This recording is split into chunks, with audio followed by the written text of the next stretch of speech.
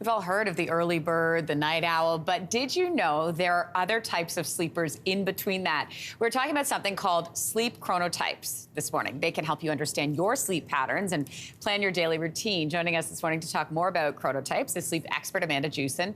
Good morning to you. Good morning. How are you? I'm really well. I had 2 hours and 37 minutes of deep sleep last night, which is very unheard of for me. And the reason I know that is because I wear one of those rings that tracks my sleep. So let's break this down. Amanda, what is people are so annoyed I talk about it all the time. What is a sleep chronotype? Yeah, so exactly what you said.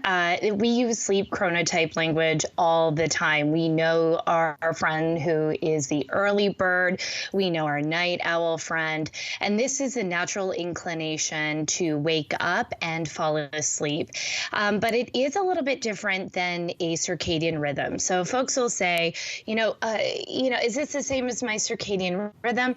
A circadian rhythm can be trained. So let's say tomorrow I decide I am going to be an early bird. I can absolutely do that. I can set my alarm. I can try to go to bed early. However, if my chronotype isn't aligned, I may not actually be doing my best work at that time. So chronotypes really dictate when we are at our best, doing our best work, or how I like to say, in our zone of genius. So what are the different chronotypes?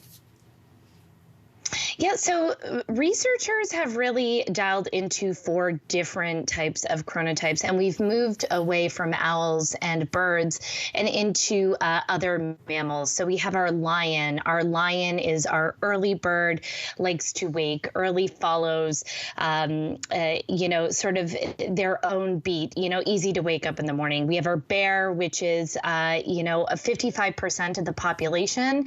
Our bears follow sun exposure. Our wolf are our typical night owls, and believed to make up 15% of the population. And finally, we have our dolphins, and these are the folks who never sleep, say they do great on 3 hours of sleep. We all know one of them. Yeah, I feel like I'm one of them. Is it possible to be many of these things, or are you just one of those categories? I would say that probably when I hear people say, you know what, I might be a combination, they're probably more of a bear. And our bears are intermediate and they're following sun exposure. So listen, if you come to me in the winter, I am, not a functioning human. I would describe myself as a wolf. And then as soon as the spring, summer comes up, I'm your early bird, no problem. And that's because I'm following sun exposure. Okay, so how would you recommend early risers like lions or bears structure their day to be at their best? Totally. So we want to wake up when our bodies want us to, basically. And so if you are a lion, ideally wake up when you want. You are going to be your most productive before noon.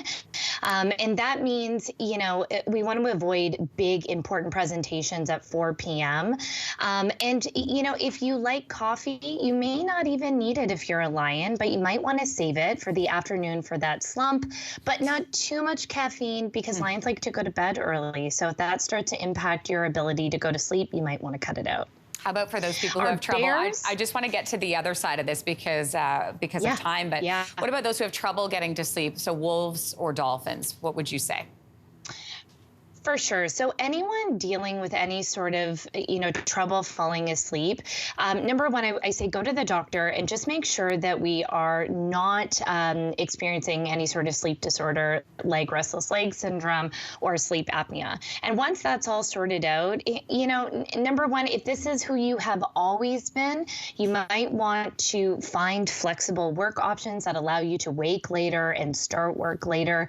You want to make sure that your presentations or those big things at work are later on in the afternoon.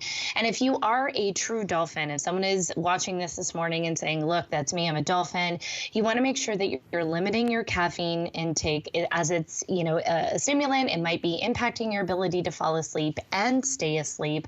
And also a lot of these, dolphins might be suffering from some anxiety regarding their sleep and limiting beliefs. And something like cognitive behavioral therapy, for insomnia may be amazing and do the trick for them. It is fascinating, Amanda. We appreciate your time this morning. Sleep well tonight. My pleasure. Okay. You too. Hey, thanks for watching. If you liked this, be sure to subscribe here, or you can check out more Your Morning videos right here.